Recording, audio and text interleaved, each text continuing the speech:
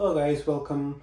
In the previous videos, you've taken a look at the Waltham Machine Works. We are going to do a deep dive into the head unit specifically. How does it achieve the smooth rolling without bearings? So this is going to be a nice tear down video of a century old equipment. So get some popcorn and stay tuned. This headstock looks cast iron, features a 3-step pulley.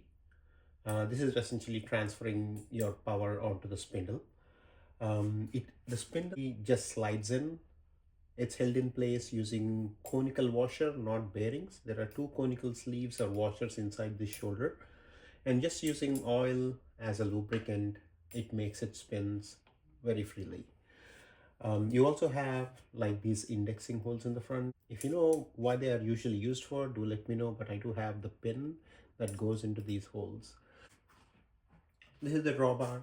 There's a tooltip holder in the front here, just behind this chuck, and this chuck is threaded onto it. You can attach different things, like a chuck, or maybe there's also back gear inside here, which we'll take a look. That's going to make this spin much slower, especially for threading or cutting harder materials, etc.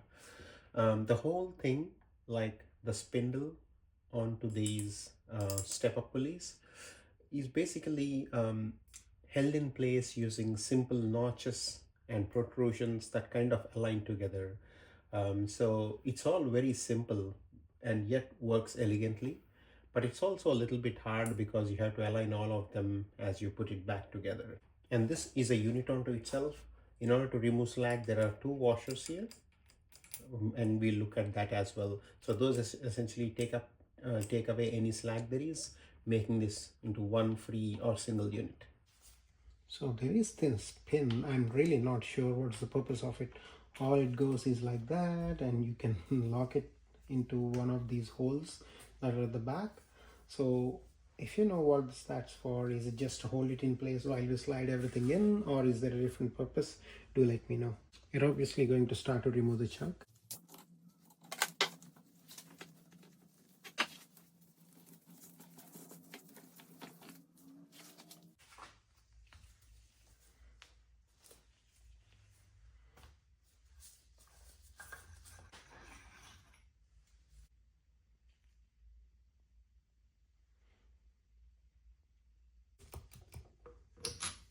This way, there is a little indent. You align it, and yeah, it just goes like that once you align, but otherwise it's just hanging freely. All it does once is basically it's being threaded into this sleeve.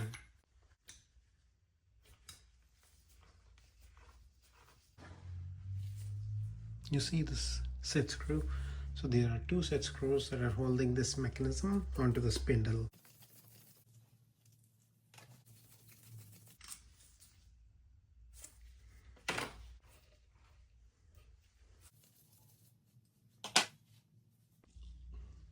Once that is done, we are just going to undo these 2 collars.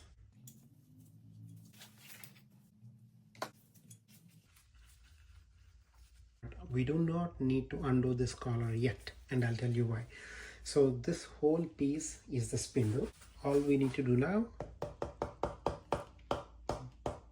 gentle tap.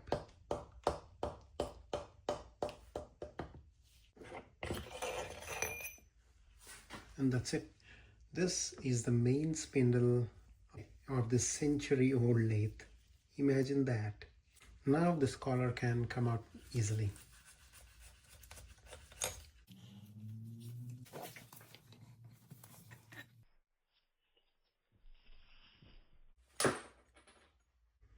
The one thing you don't want to do on a precision equipment is drop things like that, and I did just that. This one usually stays all the way at the end and takes out any slack from this piece. They should usually come off to this ring here. And you'll also notice these 2 notches, and these will pass on to this protrusion here that will like lock everything in place as it spins. So it's pretty simple, like really very simple, but also putting this back in is a pain just because you need to align all these. So these 2 collars, one is more like a washer, the other one is really like a removing any slack. So when you turn, it's much closer, but when you start opening, you see it kind of pushes out. So that's how you remove slack and then tighten this screw. Now these conical washers are what are holding the spindle and making it spin smoothly. So you see this little hole up top. This aligns with a hole that's underneath here, right under here. So it carries a thin film of oil and it's really like kind of acting like a bearing, and the whole thing rotates. There are two of them, one on the front, one on the rear. There's a teeny hole right there. That's right under this oil port. That's where the oil's coming from.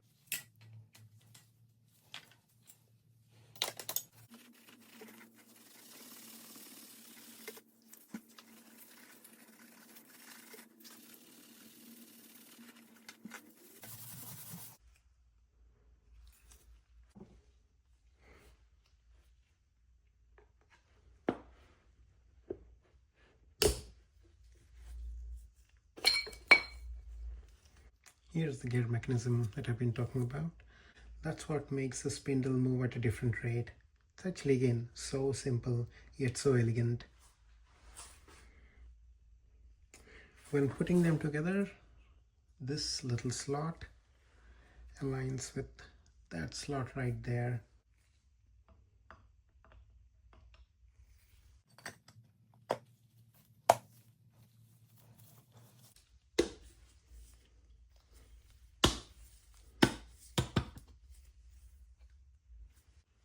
Now with these conical washers in place, the spindle will start to pass this way. The key is putting this screw hole or set screw hole up top. What that does, you see this dimple? That will stay up top or in line with that.